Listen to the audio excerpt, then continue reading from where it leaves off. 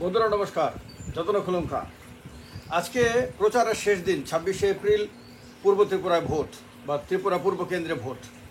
তার আগে আজকে 24শে এপ্রিল, আজকে বিকেলবেলা পর্যন্তই সরব প্রচার করা যাবে, তারপরে আর সরব প্রচার করা যাবে না। এই সরব প্রচারের শেষ লগ্নে এসে সবচেয়ে বড় প্রশ্ন যেটা সারা রাজ্যের মানুষের মনের মধ্যে উকি মারছে সেটা হলো কে জিতবে পূর্ব ত্রিপুরায়। সেখানে কি বিজেপির ক্যান্ডিডেট তিপ্রামথার পরিবারের লোক জিততে পারবেন, না সেখানে সিপিএম ইতিহাস তৈরি করতে পারবে? কারণ 78-এর পরে কখনো এ রাজ্যে এমন হয়নি যে শাসক দলের প্রতিনিধি না হয়ে অন্য কেউ বিরোধী দলের প্রতিনিধি লোকসভায় গেছে, এরকম হয়নি কখনো। 78-এর আগে পর্যন্ত বহুতবার হয়েছে।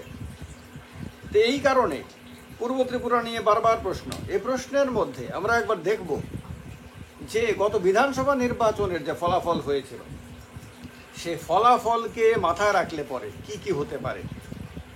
নাম্বার 1 হলো 2023 সালের বিধানসভা নির্বাচনে বিজেপি একা 39% ভোট পেয়েছিল।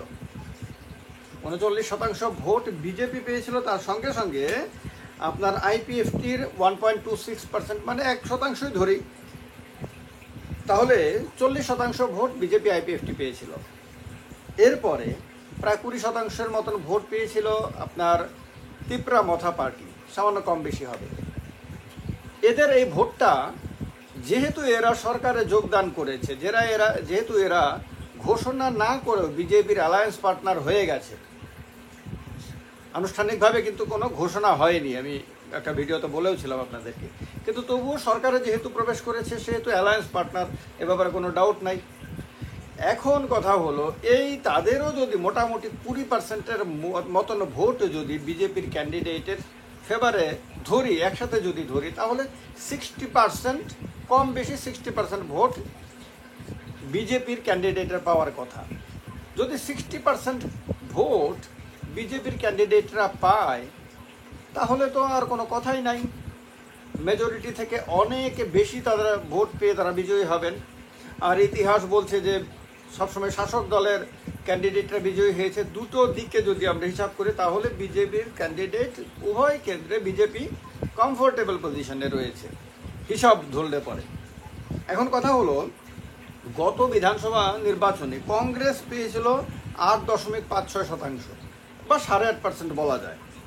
সিপিএম একা পেয়েছিল 24.62% বা ধরি 24.5% ধরি। সিপিএমের যে সহযোগী বাম দলগুলো রয়েছে, আরএসপি, ফরওয়ার্ড ব্লক, তারপর সিপিআই, এরা মিলিয়ে যে বাম ফ্রন্ট হয়, সেই বাম ফ্রন্টের ভোট মোটামুটি 27%-এর মতন। কারণ বাকি তিনটি দল 2.18% ভোট পেয়েছিল, তাহলে 27%-এর মতন ভোট। এই 27%-এর সঙ্গে কংগ্রেসের 8.5 যদি আমরা ধরি তাহলে 33 থেকে সামান্য বেশি হয়, মোটামুটি 33% ভোটই আমরা ধরি। তাহলে বিরোধীরা পেয়েছিল 33%-এর মতো ভোট। এখন কথা হলো যে এই হিসাবটাকে মাথায় যদি আমরা রাখি তাহলে গত বিধানসভা নির্বাচনে যে ভোটাররা যাকে ভোট দিয়েছিল তাদের সবাই কি এবারেও লোকসভা নির্বাচনে তাকেই ভোট দেবে, সেই পার্টিকেই কি ভোট দেবে? এটা একটা বড় প্রশ্ন। যদি ভোট দেয় সেই পার্টিকেই, যদি সেই পার্টি মনোনীত প্রার্থীকে যদি ভোট দেয় তাহলে বিজেপির ক্যান্ডিডেটকে আইপিএফটির ভোটাররাও ভোট দেবে। তিপ্রামথাও যেহেতু সহযোগী, তাদের ভোটাররাও ভোট দেবে। সব মিলিয়ে যদি একসাথে করি তাহলে তো আমি বলে দিলাম, তাহলে বিজেপির জেতা পূর্ব ত্রিপুরা কেন্দ্র হোক, পশ্চিম ত্রিপুরা কেন্দ্র হোক, সেগুলি নিয়ে কোনো আলোচনাই আর আসতে পারে না। এরপরে কথা হলো যে প্রশ্ন, এইটা সবচেয়ে বড় প্রশ্ন, যে সবাই কি সেই জায়গাতে রয়েছে? কারণ এক একটা নির্বাচনে ক্যান্ডিডেট একটা বড় ফ্যাক্টর হয়। তারপরে 1 বছরের ব্যবধানে সরকারের কাজকর্ম, স্থানীয় নেতাদের আচার আচরণ, দলের সার্বিক পারফরমেন্স, সাধারণ মানুষের প্রতি ব্যবহার ইত্যাদি বিভিন্ন কারণে কথা দিয়ে কথা রাখা অথবা না রাখা, এই সব কিছুর ওপর নির্ভর করে ভোটার তার মন পাল্টায়। অনেক সময় দেখা যায় 1 মাস পরেও যদি নির্বাচন হয় তাহলে সেই নির্বাচনে আপনার উল্টো রেজাল্ট হতে পারে। কারণ এবার রাজস্থানে দেখা গেছে বিধানসভা নির্বাচনে বিজেপি যেখানে একাই মেজরিটি পায়, তারপরে বিধানসভা নির্বাচনের ঠিক পরেই একটা কেন্দ্রে উপনির্বাচন যখন হয়, তখন সেখানে আবার বিজেপির ক্যান্ডিডেট হেরে যায়। তো অল্প সময়ের ব্যবধানেই বিজেপির রেজাল্টে তারতম্য হয়। তো এইরকম হতে পারে। এখন কথা হলো, তীব্রা মথা বিরোধী দল হয়ে বিজেপির সঙ্গে গিয়ে সরকারে যাওয়ার কারণে তীব্রা মথার সব ভোটার যদি তা মেনে নেয়, তাহলে বিজেপির জন্য টেনশনের কোনো কারণ নাই।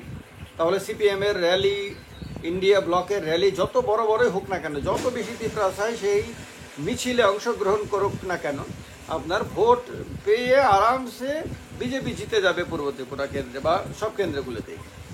এখন কথা হলো, যদি তারা কোনো কারণে তীব্রা মথার এই সিদ্ধান্তকে মেনে না নেয় যে যার বিরুদ্ধে লড়াই করে তুমি প্রধান বিরোধী দল হলে তার সঙ্গে গিয়ে ক্ষমতা কেন ভাগাভাগি করলে, এই সিদ্ধান্ত যদি তীব্রাসা মানুষ বা তীব্রা মথার ভোটার, যেহেতু অধিকাংশ ভোটারই তীব্রাসা মানুষ, তারা যদি মেনে না নেয়, তাহলে তাদের মধ্যে কত পার্সেন্ট মানলো না? তাদের মধ্যে যদি অর্ধেক পার্সেন্টে যদি না মানে, তাহলে মোটামুটি 10% মতো ভোট কমে যাবে। যদি তার চেয়ে বেশি সংখ্যক মানুষ যদি না মানে, তাহলে আরও কমে যাবে। আবার বিজেপির পূর্ব ত্রিপুরাতে যদি দেখি, তাহলে বিজেপির ক্যান্ডিডেট হয়েছে কিন্তু তীব্রা মথার পরিবারের লোক। এখন বিজেপির বহু কর্মীর মনের মধ্যে যদি সেই ক্ষোভটা থেকে থাকে যে আমাদের দলের লোক, আমাদের দলের ক্যান্ডিডেট কেন আমাদের দলের লোক হবে না, কেন অন্য একটি দল থেকে লোক এনে আমাদের করতে হবে, ক্যান্ডিডেট করতে হবে, তাও বহিরাজ্য থেকে। যার কারণে আপনার বহিরাজ্যের বিষয়টা ওইখানে অনেক প্রচারে উঠে এসেছে। তো এই রকম অবস্থাতে যদি বিজেপির ভোটার যারা, তাদের মধ্যে একটা অংশ, কি পরিমাণ অংশ সেটা তো আপনার সার্ভে না করলে পরে বোঝা যাবে না, বা ভোটের পরে বোঝা যাবে, রেজাল্ট বেরোলে পরে। একটা অংশ, এই অংশটা যদি বড় অংশ হয় যে এরা ক্যান্ডিডেট বাইরে থেকে অন্য দল থেকে আনার কারণে অসন্তুষ্ট হয়ে এরা যদি সরে যায় যে দলের এই সিদ্ধান্ত আমরা মানলাম না, তাহলে এই ভোটার কমে যাওয়া গেলে, তীব্রা মথার কিছু ভোটার কমে গেলে, সেখানে আবার এরা কমলেই যে বিজেপির ক্যান্ডিডেট হেরে যাবে তা কিন্তু না। কারণ এরপরে এরা সরে গিয়ে কাকে ভোট দেবে সেটা ইম্পর্টেন্ট। এরা কি সিপিএম এর ক্যান্ডিডেটকে ভোট দেবে? এরা কি ইন্ডিয়া ব্লকের ক্যান্ডিডেটকে ভোট দেবে? এদের ভোট যদি বেশিরভাগ যদি গিয়ে আপনার বিরোধী ক্যান্ডিডেটের আপনার ভাগে পড়ে, তাহলে হয়তো রেজাল্ট উল্টো হতে পারে, হয়তো বিরোধী ক্যান্ডিডেট জিততে পারে। যদি এরা দলের ওপরে রাগ করে নোটাতে দিয়ে দেয় বা অন্য কোনো নির্দল প্রার্থীকে দিয়ে দেয় অথবা ভোটে দিতে না যায়, এরকম যদি তারা করে, সেই ক্ষেত্রে কিন্তু আপনার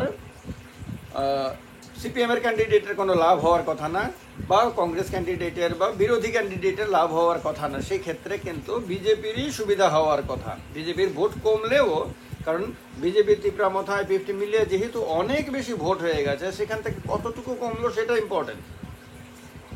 এরপরে বিষয় হলো শিল্প চর্চা।